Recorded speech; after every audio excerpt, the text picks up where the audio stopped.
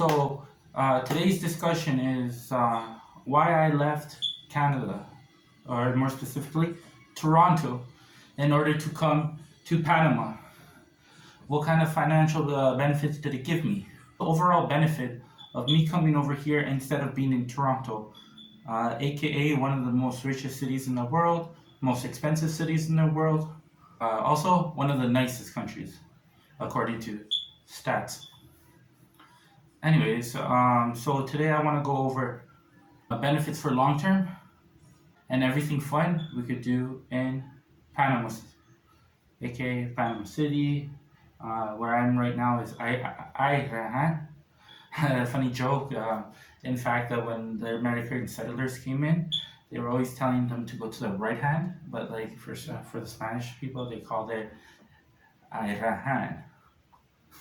So that's an ongoing joke. Okay, press the like button for that. Before we start, I gotta let you know a little bit of our past. So I used to be an athlete. I used to play badminton. I played it until I was 25 before I retired. And also my wife, she's an aspiring actress. So you can tell that best to follow our dreams, and we've done it to the best of our abilities. The thing about that is that when you're trying to think of how to become stable, how to invest, when you've spent most of your life following your dreams, the only other way is to go think outside the box, because you don't have the same opportunities, you didn't pursue the same things, you didn't focus your life on earning money. And at the same time, I'm not telling you to do the same. This journey that I came to come to Panama was not so much to earn money, but make the money I have invest itself and bring me a lot more benefits than it would in Canada. So I spent 3 years working as a salesman. I was earning pretty good money, between $65,000 and $70,000 on average, because as a sales, it varies per year. And the fact is that I was working a lot of hours. I was putting in a lot of work for that salary. A lot of my time away from my children. It didn't mean very much, because the cost of living was so high that for a family of 3, we were averaging a budget between $45,000 to $5,000. So basically with that salary, I wasn't able to do anything. I couldn't look forward for the future. With $70,000, you cannot buy a house in Toronto. And that's where I had to work. The minimum price for a house in Toronto is $1 million. And that's money I don't have. I would know some people that would have to put a down payment of, depending on how their credit is. If it's bad credit, then they would put about $120K down. Or depending, maybe between 10% of $1 million would probably be about $100,000. And some people would even be able to put $50,000 if their credit's really good, if they have a good credit history. Although that's very unlikely. They would have to be earning about over about $120,000. Because of being an athlete and her being a gig worker, we missed that housing bubble. But no fear. We looked at researching different countries of where we could stay and where we could grow, and Panama became that. About Panama, it is one of the fastest growing countries in the entire Americas, all the way from Canada all the way to Argentina. Country that has the highest per capita GDP, meaning that like Mexico has a higher GDP in total, but we're talking about per capita, as Panama only has 4 million people. Most of the people in there have a very good average income, and therefore a lot of the quality of life for most people in Panama is very good. It strives in businesses, apartments. It has a modern city. It is beautiful. It has a lot of life in it. An amazing canal. New subway systems are going everywhere over the system. Like they've contracted Japan for the speed rails, for the super speed rails, and as well as China to build our subway system.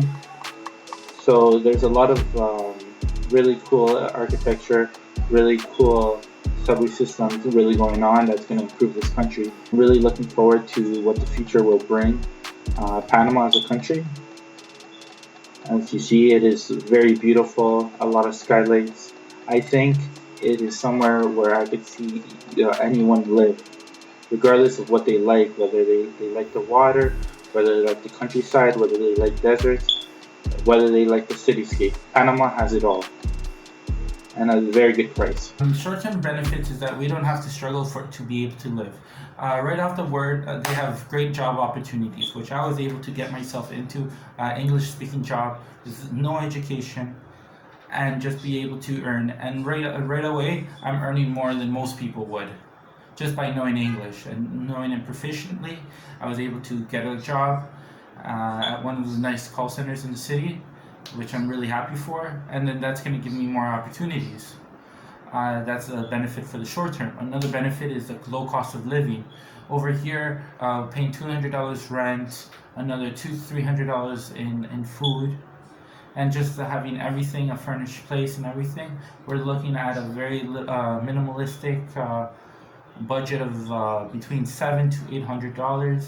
So once I started and my wife starts working in the short term, we'll be well above that number, and which gives us goes into the long term, an opportunity investment by spending about 15 to 18 months in Panama. The opportunity to be able to work here consistently. With it's not a hard job. You'd be able to do it, and anybody would. And this would allow me to be able to do my investing and gives me a lot of free time to produce this video that you see here. So there's so many benefits that come with just being able to live in the short term, long term. Something also with the long term is that I'm able to purchase a house, where I'm not been able to, and not such a bad cost. Like over here, by just being working and earning, like let's say someone's earning about $800 and they have 18 months of consistent work, they're able to pull off an $80,000 investment with a low monthly mortgage of between like $200 to $250 US. You wouldn't think like, oh, that's a great idea, but to tell you the truth, otherwise in Toronto we wouldn't be able to do it. We're able to live here a lot more happy, a lot more steady, a lot less worries, and being able to invest. So we're thinking of purchasing a few houses. Panama's a fast-growing nation. You'll be able to see high growth potentials, maybe doubling the price within 10 years, and with the new metro system that's coming here in the outskirts, it would be a very good investment overall, where otherwise I wouldn't be able to. And, working 2 years in Canada would not be able to get that benefit. We could take it easy, have a lot more adventures. A lot of the adventures that I'm planning to show you, a lot of the different types of investments I'm going to be showing you. This gives me great content and to be able to show you just a different way, a smarter way of doing things. Lastly, what I want to say is that if you find my story interesting, subscribe, like, press that notification button. Thank you very much for watching. Bye.